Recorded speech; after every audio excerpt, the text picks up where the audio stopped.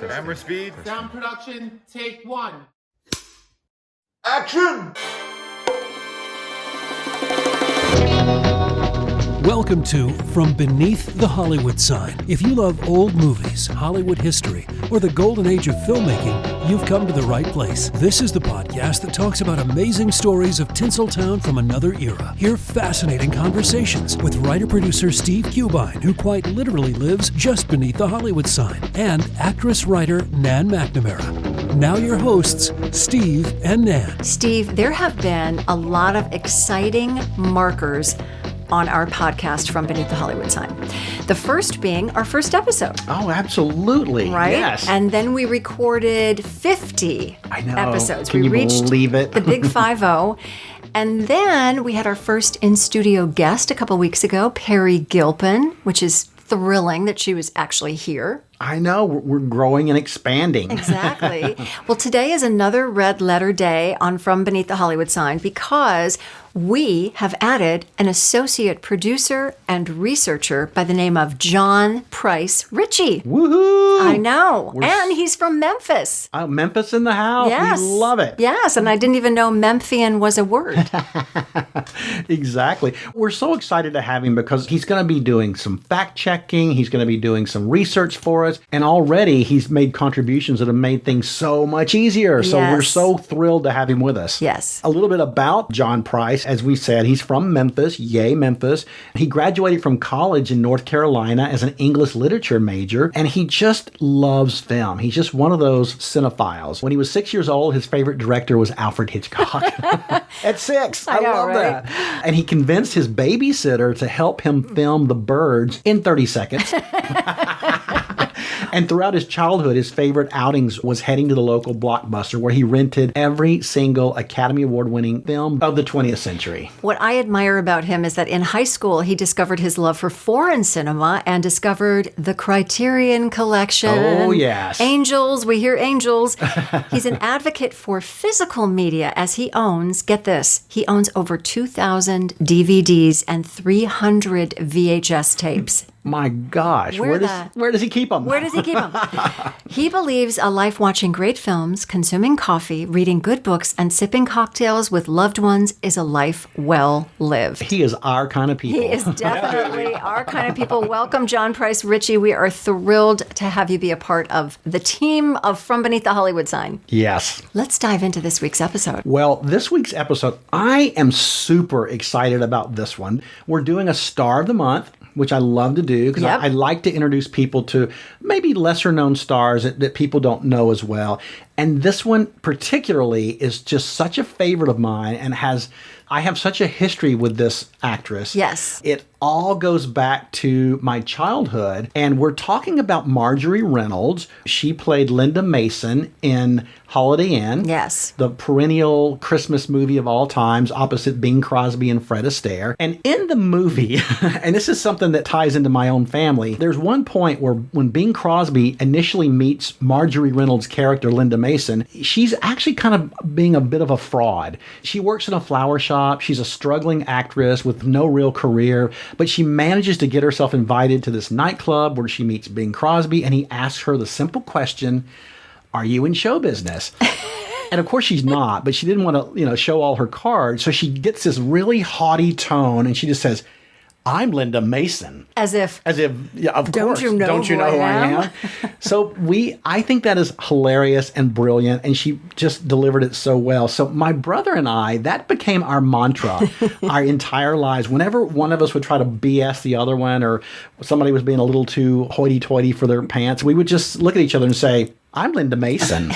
And it just served a purpose for any situation. And it was just, we did this forever. And in fact, one of the last cards I ever sent my brother before he passed away, all the card said was, "And remember, I'm Linda Mason." I think we should start this as kind of a mantra across the country. So everybody out there starts saying, "I'm Linda Mason." Yeah, when somebody calls you on your crap, just get really snotty and just say, "I'm Linda Mason." And let's just see how long it takes to get across the coasts. I love that. A little bit about Marjorie Reynolds. She was the daughter of a doctor and his wife, who was a homemaker. She was born Marjorie Goodspeed. I love that last name. I do too. On August 12th, 1917, in Buell, Idaho. When she was 3, her family relocated to Los Angeles, and Marjorie's mother got little Marjorie started in movies. We had a little stage mom there. Yeah, for And sure. at age 5, she made her screen debut in this 1923 movie called Trilby, which was a drama about a magician with hypnotic powers who turns an art student into a concert singer against her will. I love that it was against her will. Like, you will be a concert singer now. Oh my gosh. Well, she was in a few silent films back in the day. And after a few more jobs, she stopped acting and concentrated on being a regular kid and, back in school, which was probably a smart thing. Probably. Yeah. Have a normal childhood before you enter this crazy business. Yes, exactly, kids. exactly. Well, her retirement, though, was short-lived. She dropped out of high school at 16 when she was offered a role as a ballerina in Wine, Women, and Song in 1933. Another great title. I've never seen that one. I'd love to see that one. After that, she began appearing in small roles at various studios, often under the stage name of Marjorie Moore, and she also performed as a brunette, which was her natural hair color. But of course, she became famous as a blonde later on. Right. And then she would return to brunette toward the end of her toward the career. end. Now, during this time, she married Jack Reynolds, an actor and assistant director, and she took his name professionally. Her first speaking role was in Murder in Greenwich Village, 1937, under the name Marjorie Reynolds, and she starred with Richard Arlen and Fay Wray. She plays a sweet-natured maid's daughter who helps Arlen solve the case. Yeah, and this is one of the first movies I ever saw with her, and she's so lovely and so charming, and you can see even then in this small role that she just had that little magic. Yes. Yeah, you could just tell Yes. even back then. Right. Soon after this, she began appearing in Western films for these Poverty Row studios. Which is fascinating to me that she made so many Westerns, because I wouldn't think of her that way. For some reason, I wouldn't think that would be the genre that would, she would be cast in. Me either, actually. There was a sophistication and elegance to her that I don't think was totally suited for the wild, wild West. Right. But she did. She was in so many Westerns. She was Tex Ritter's leading lady in Tex Rides with the Boy Scouts in 1937. She was Buck Jones's leading lady in The Overland Express, 1938. Bob Baker's leading lady in Western Trails, 1938. And Ken Maynard's leading lady in Six Shootin' Sheriff, 1938. Those were all within 2 years. Yeah, she did a lot. And in Six Shootin' Sheriff, she was third billed behind Maynard and his horse. Okay, that's just wrong. Which should kind of tell you about probably the scope of the role she was playing. Oh, exactly. She got billing behind the horse. Now, there is something, though, that comes up that's pretty important. She does get cast in a little movie called Gone with the Wind in 1939. Oh, yeah, she did. And it's one scene, only It's one. one scene. She's now blonde. Yep. And in the scene, she's walking down the staircase. Now, I think you should tell this story because... Oh, it's great. And it's a scene that you'll all remember if you know the film. There's a scene where Olivia de Havilland and Evelyn Keyes and Alicia Rhett and Marjorie are walking down these stairs. And, of course, they're gossiping about Scarlett O'Hara, Vivian Leigh. Right. Well, naturally, Scarlett is under the stairs listening to every word. And Marjorie has one line, and it's actually delivered off camera. Which is unfortunate. But it's one of the lines that is so memorable from that film. And it's, "Men may flirt with girls like that, but they don't marry them." Good reading. I should have done my real Southern accent, but anyway. But yeah, so still, that's kind of fun. She's in Gone with the Wind. She's in Gone with the Wind. I love that. No residuals back then, but oh well. Now, also in 1939, she appears as the worried girlfriend of military pilot Tailspin Tommy Tompkins, played by John Trent. Yes. And that was based on a popular comic strip. It's this fun war movie with lots of action, but not much for Reynolds to do, really. Right. But, she fared much better playing this intrepid reporter, Bobby Logan, in 3 of the Mr. Wong detective movies. Mr. Wong in Chinatown in 1939, The Fatal Hour, 1940, and Doomed to Die, also 1940. The film Serial starred the great Boris Karloff as Detective Mr. Wong and Grant Withers as Police Captain Bill Street, who was the love interest of Marjorie. Okay. She continues to plug away as a leading lady in B movies, notably in Up in the Air, 1940, where her character sings By the Look of Things, and another Western, Robin Hood of Pecos, 1941, as Roy Rogers' leading lady. Well, she hit every one of those cowboy stars. She really did. I hope Trigger got billed under her, though. I don't know. Trigger's Trigger. Trigger is Trigger. Well, after that came the big one. And by the big one, of course, I mean Holiday Inn. Right. And it was actually a miracle she even got cast in this film. Director Mark Sandrich originally wanted Ginger Rogers or Rita Hayworth to play Linda Mason, but Paramount Pictures vetoed that idea because of the budget. Okay. They had already spent so much money on Bing Crosby and Fred Astaire, Right. they weren't about to fork over one more dime for two female superstars to play Linda and her rival, Lila Dixon. And it's so interesting that you bring that up as being the reason, because as a kid, knowing Bing Crosby and Fred Astaire were these huge stars, not knowing who Marjorie Reynolds was, it always puzzled me. I always wondered why. She was fabulous, don't get me wrong. I always wondered why they didn't cast a female lead at kind of the same... Who's an A-list female star. Exactly. All about that budget. I know. One of the people that was up for the role of Linda Mason was Dale Evans, Roy Rogers' wife. She was briefly considered for the role, but she admitted that she couldn't dance, so they passed her over. Okay. Obviously, you know the movie, there's a huge dance sequences that she's involved with. Well, because they wouldn't pay for Rita or Ginger, this paved the way for Marjorie Reynolds to finally get cast as Linda Mason. And Reynolds, along with Virginia Dale, who played Lila, probably won their roles because they were both already under contract at Paramount, so they were cheap. Yes. And you know, they both really excelled in their roles, and they just imbued them with their own personalities. And now that I think about it, I can't imagine anybody else doing those roles except for Marjorie and Virginia. Yeah, I agree. They both found distinct parts of the characters. You know, they were really able to distinguish themselves. Yeah. So Reynolds, in addition to her dancing, she gets to sing the big song with Bing Crosby, White Christmas. But in fact, she was actually dubbed in the film by a singer named Martha Mears, who actually has dubbed for a lot of ladies from the 40s. She dubbed Veronica Lake in Star Spangled Rhythm, and a couple of Rita Hayworth's roles, including her role in CoverGirl. Oh, wow. Yeah. You know, that would be a really interesting episode if we talked about the singers people behind the scenes who dubbed for all these stars and what their careers were like. That would be a great idea. But she did dance. Now, I saw some things in research where they said, no, she didn't dance either, but she clearly is dancing with that fabulous drunk number with Fred Astaire. That number is so sublime. Good. It's so good. Yeah, it's really good. Holiday Inn was a massive hit for the studio, and Paramount decided to groom Marjorie for stardom. They put her in the musical revue Star Spangled Rhythm, which I think you just mentioned, which featured every Paramount star there was. Bob Hope, Bing Crosby, Dorothy Lamour, Alan Ladd, Veronica Lake, Ray Milland, Paulette Goddard, Fred McMurray, Betty Hutton. The list goes on and on and on. That would be a fun party guest list. You know it.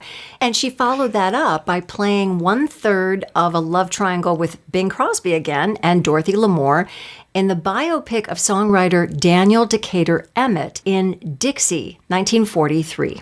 You know, I have a poster of Dixie hanging up in my garage. You do? I do. It's incredible. The Next time artwork's I'm over, I amazing. want to see that. I'll have to show you. It's great. Marjorie's featured beautifully. Oh, that's so nice. While the film Dixie was a moneymaker, critics generally panned it, and it really didn't do much for advancing Marjorie as a leading lady.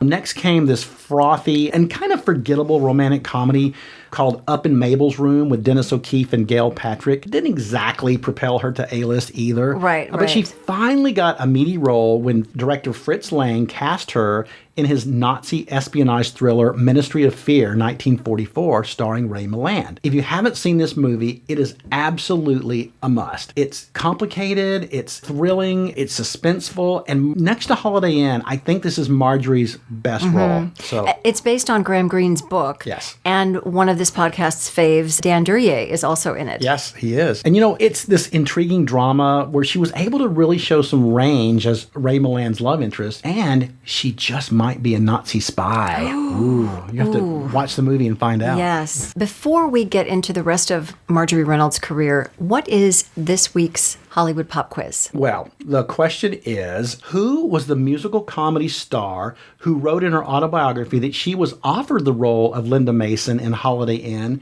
but had to turn it down because of her pregnancy?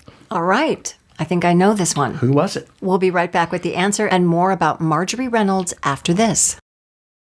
All right, Steve and Nan will be right back, but first another stop on the Hollywood tour. It's always interesting to see how morals change over time, huh? Some Like It Hot is a super popular comedy from 1959. Remember, it grossed big at the box office, arguably one of the greatest American films of all time, and even the rare 50s Hollywood film to, quote, turn the male gaze on itself. Though the plot sounds tame, even cartoonish now, it was about as subversive as comedy got in its day. In case you haven't seen it, Some Like It Hot follows the foibles of two down-on-their-luck musicians, played by Tony Curtis and Jack Lemmon. Hilarity ensues when they witness a mob killing, of all things, and flee to Florida posing as women in an all-female band. The band is fronted by the character Sugar Cane, wonderfully played by none other than Marilyn Monroe. Now, the movie features no shortage of gender-bending and homoerotic comedy, but not all of America was thrilled with the drag-fueled comedy from director Billy Wilder.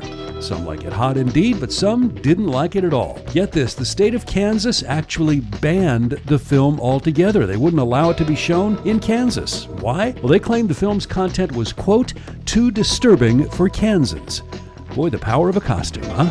And now back to Steve and Nan from Beneath the Hollywood Sign. Welcome back, everybody. But before we get back into the life and career of Marjorie Reynolds, just want to give a shout out to our listener of the week, Maureen Fitzgerald from San Diego. Maureen has written us and she's been so supportive, and she wrote us and reminded me of two other great movies that were also turned into TV series. Yes. Which is an episode we did a few weeks ago. Right. She reminded me of The Odd Couple. Of course. And see if you guys remember this one. Barefoot in the Park was turned into a series in 1970, and it was done with a black cast. It was Scoey Mitchell. Yes, I do remember that. Wonderful. I had the biggest crush on her. Tracy Reed played Corey. And then playing the mother was this great Broadway actress named Thelma Carpenter, who went on to play the Good Witch in The Wiz. Oh, wow. Thank you, Maureen. That's awesome. Yeah. That's awesome. Cool. Thank you, Maureen. And thanks for the reminders. Yeah. All right. When we last left off on Marjorie Reynolds' career, so she does Ministry of Fear, and we've got this kind of trajectory, right? I mean, we've got Holiday Inn, we've got Ministry of Fear. With most other people, she's under contract. Yeah. Why isn't this woman shot to the stratosphere in terms of her career? You know, and it's one of the mysteries. Anybody who's seen Holiday Inn, it was a star-making performance. It really was.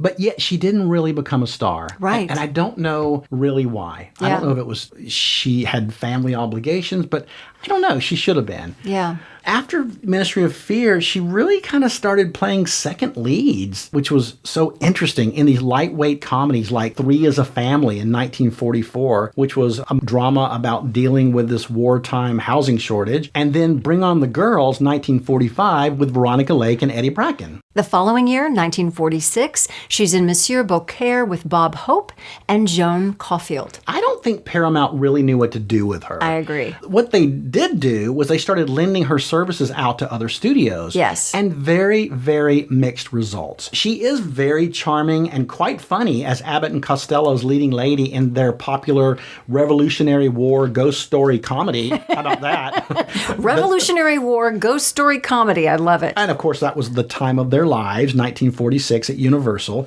And she got a very rare opportunity to sing and dance in the Let's Put on a Show storyline of Meet Me on Broadway in 1946 with Frederick Brady and Spring Byington at Columbia. Right. Also dubbed by Martha Mears. But many other films during this loan-out period of her career were really lackluster and did nothing to promote her to A-list leading lady. Right. She was only allowed to sort of play the girl, who was the love interest of the male star with no real storyline. And you know, we've talked about this before, Steve. The contract system back then, if you got lucky and they knew what to do with you, you could become a very successful actor. Yeah. But if they didn't know what to do with you and you didn't quite connect the dots, you really couldn't do much about it. Yeah, you were kind of locked into this long-term contract and you just did what the studio told you to do. Very unlike today and how easy it is to break into Hollywood. Right? Oh, boy. So in 1946, she and her husband welcome a daughter, and guess what they name her? I'm going to guess Linda. They did. They named her Linda after Linda Mason and her character in Holiday Inn. And motherhood became a real priority for her. So it did end up slowing down probably the momentum of her career, but good on her. Good on her. And in 1947, she's third billed behind Bob Cummings and Brian Donlevy in Heaven Only Knows, where she plays a saloon girl who falls in love with an angel who's come back to Earth to reform a gunfighter. Okay, that I've not seen. Have you seen that? I have never seen this one, and just based on that description, I am finding it tonight. We must find that, yes. Now, she ended the 40s appearing in more westerns of Bad Men of Tombstone, 1949. Great cast, Barry Sullivan and Broderick Crawford. And then she appears in a supporting role in That Midnight Kiss, 1949, which was a musical vehicle for Katherine Grayson and Mario Alonso. By the time the 50s rolled around, Marjorie was back to where she kind of started her career. She was back to doing westerns and B movies. Still, she brought this natural charm to most of them, including The Great Jewel Robbery in 1950 opposite David Bryan, Hometown Story in 1951, which starred Jeffrey Lynn, but also featured this budding young actress by the name of, Marilyn Monroe, and Models, Inc., 1952, with Howard Duff and Colleen Gray.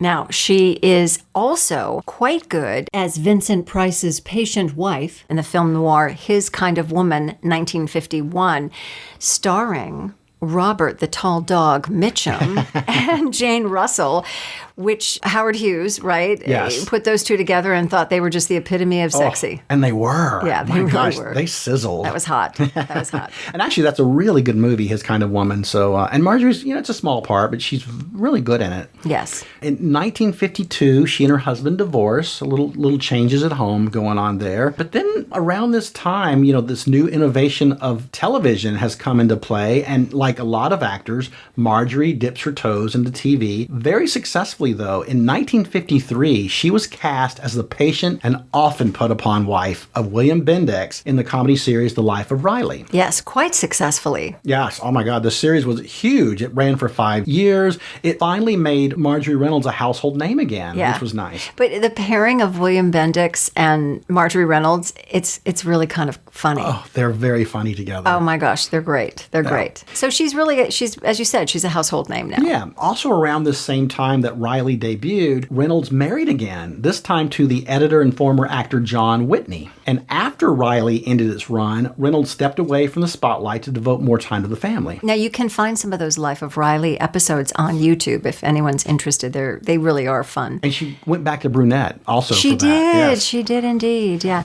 So her final film role was in the B drama The Silent Witness, 1962. So she's gone all the way from silent films to to the 60s. television to back to film, where she plays a police officer's widow with a young son. Yeah. And I have seen this movie, and it's, That's a ringing endorsement. That's always good to see Marjorie. Marjorie, you she's in. deserve better. She did. She really did.